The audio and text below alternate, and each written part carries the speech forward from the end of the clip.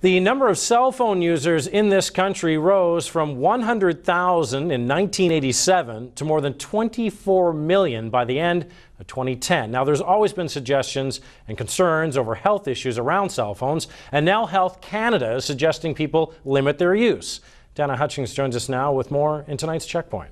Scott, cell phones emit a low-level radio frequency energy. The RF energy given off by cell phones is a type of non-ionizing radiation.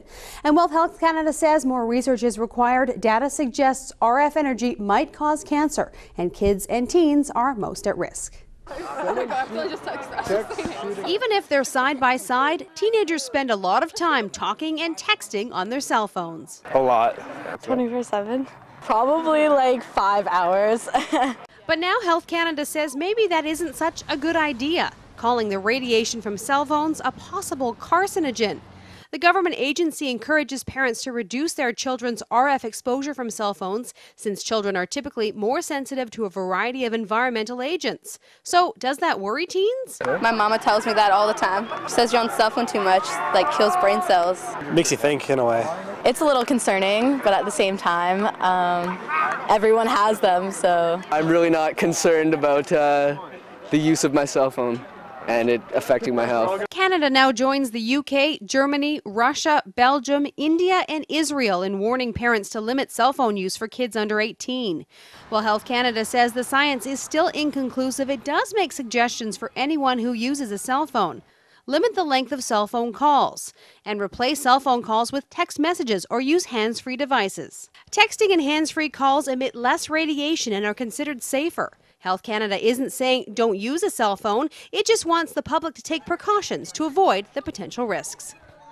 And our checkpoint question tonight, are you worried about the impact of cell phones on your health? And what about your children?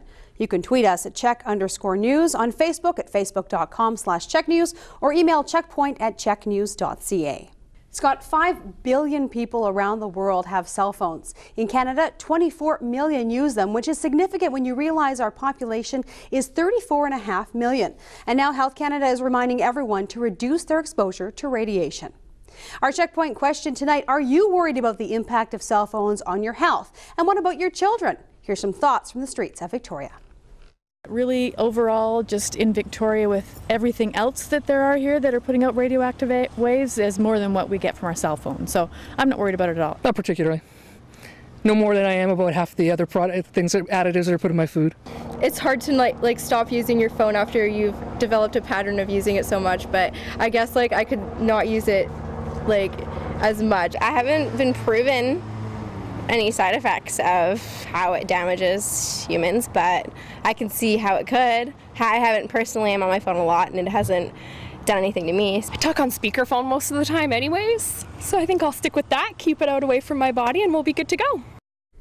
And here's some of your social media responses. Shara Plows Callie says, I only let my daughter text on her cell. My husband passed away from a brain tumor. I truly believe that cell phones and brain tumors are connected in some way. I either tell my daughter text only or use an earpiece.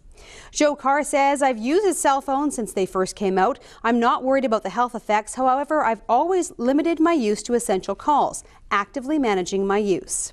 And from Twitter, PR in Victoria writes, I am worried, and I want to know if Bluetooth is just as bad, as it involves radio waves to go from my phone to my ear.